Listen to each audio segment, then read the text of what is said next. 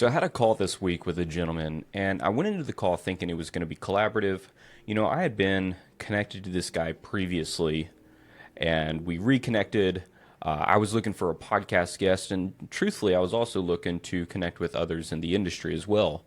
Well, it turns out it was anything but collaborative. So let me lay it out for you and why this is important for you to keep in mind for your own business. We started off the call, and I'm a pretty friendly guy. I like to come in with a great sense of energy and really just go in with openness and optimism. And I started talking about, what's going on with me. I was asking what's going on with him, what he's been doing since we last connected. And then he started asking me very probing questions about my business. Now, I'm pretty transparent. That's one of our core values at Be Known: transparency, honesty, ethics, and impact.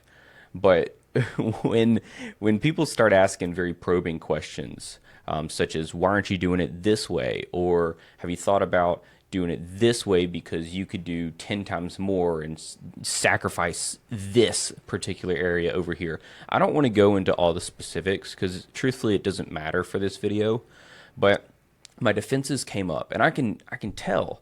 When you're in a conversation, you can always tell that tingling of this isn't the best. Why am I here?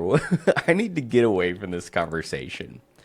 And fast forward throughout, he was talking about some of the big successes that he had done. And on paper, you would think, wow, he is rich beyond his wildest dreams, and he is well known in the industry, and man, one could aspire to be like him. But as we reached the conclusion of the call, he started talking about a specific service he could do for the company, my agency, and I'm like, hey, man, I got to think about it. No, I said, I've got to fix up certain things before I can even entertain that right now. And he kept poking and prodding and looking for a way in. And I'm thinking to myself silently, golly, I got to get off this call. What am I doing? This turned into just a car dealership sales tactic trip for me. And it reminded me of when I bought my truck a couple years back. I knew what I wanted. I didn't want to sit there for 6 hours. But you know what happened? I sat there for 6 hours, and I went around and I tested out different ones. And the salesman, he said, what can we do to get you in the car today, right now? And I'm like, look, man, I've got a certain budget. Just let's do the paperwork. How about this? What can we do? And so I'm saying all this because it's frustrating, and your defenses go up, absolutely. But after the call, I was a little discouraged, not gonna lie. So I took some time to reflect on it, and I realized that it's just two different sides of the coin in business. One is a gardener, one is a miner. And for him, he was a miner. And what I mean by that is when he sees a business, whether it's a client or someone he's connected to, it's in his nature to go in and try and find and extract that one little vein of gold that he can come in, extract, exploit, leverage. And I don't think he had bad intentions. I just think that's his nature. And I think that's how he's wired. And he's been doing it for so long that he can't not do that. And on the other side, a gardener. And I like to think of myself as the gardener. And this is how I've always run the business, where it's slower, but we go in and we look at the soil. We till the soil. We go in and make sure it's fertilized. We plant the seeds. We add the water. We nurture it. We come in and we stack and stack and stack. But we don't stack unless we know that it's a strong foundation right underneath the next stack. And in simple terms, we scale sustainably. So when we think about the miner and the gardener, I relate it back to the coaching and information product business or industry, business too. And I see a lot of people luckily I don't talk to a lot of these people. I think it's because I portray the character of the gardener in all of our copy on the website, etc. But I see a lot of people out there who they create these courses or they put together these programs that they're minors. They want to go in and exploit that one pain point, that one weakness in people that they can help with. So, for example, it may be, hey, man, learn how to do this one super specific drop shipping store, or hey, man, pay me 25K and I'll set up a drop shipping store to you. And so it plays on the pain point of everybody wants to get rich, quote unquote, super big quotes around that. And you may be saying, but Daniel, I'm in it for the impact. And yes, that's great. And I am too. But there are a lot of people out there who are in it for the income. And income is a very tangible way to look at business growth. You can't deny that fact. So when I'm looking at these people out there who are minors, again, there's nothing wrong with finding a certain weakness in a business and presenting a proposal to fix it, or a weakness in a certain set of people and helping them. But it's these fast in, fast out tactics, fly-by-night businesses that scale up really big, scale down, or disappear overnight because they've exploited it, and then they move on to the next mine, essentially. I want you to think about that. I want you to think about your own business. How can you become the shining example of a gardener? How can you create a business, a program, an environment, really a community that people feel like, man, I am getting so much value out of this. I know that you are nurturing, that you care about this group of people.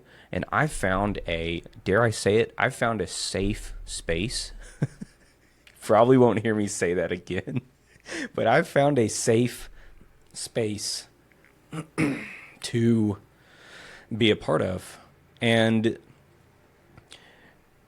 I want you to think about the way that you're crafting your business. Is it crafted in a way that in 10 years from now, can it still be around? Or is it crafted in a way that, you know what, this is hinged on this certain one little thing that's relevant right now?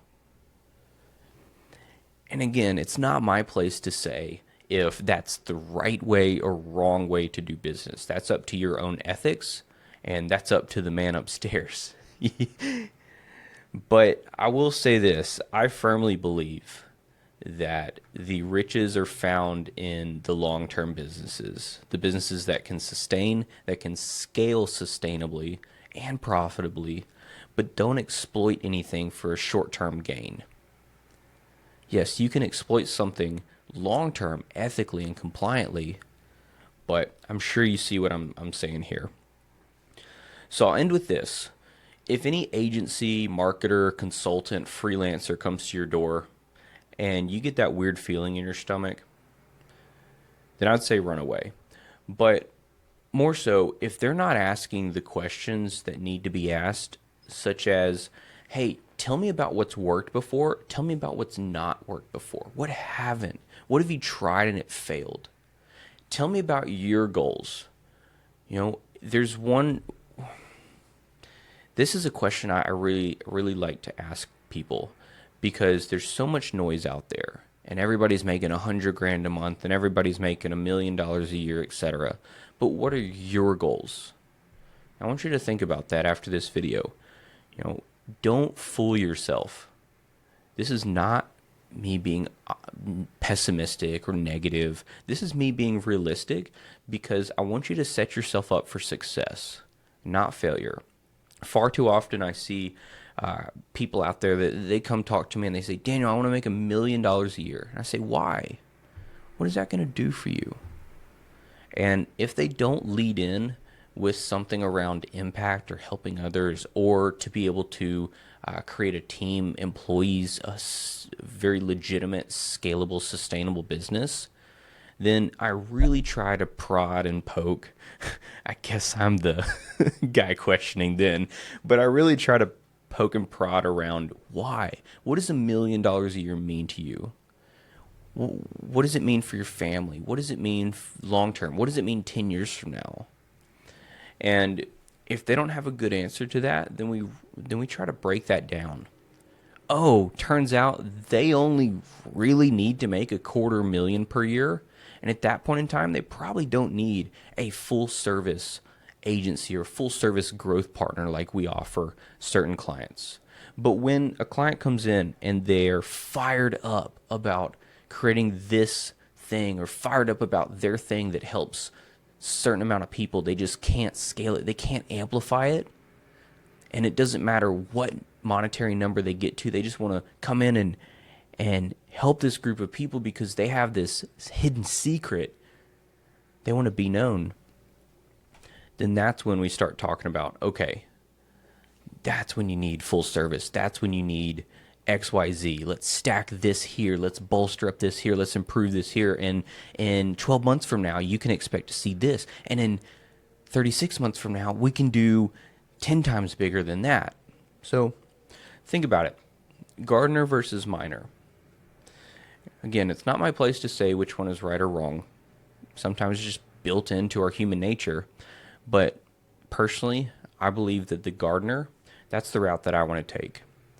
We plant the seeds that last a long time. We nurture and we turn our garden into a great harvest that everybody can enjoy.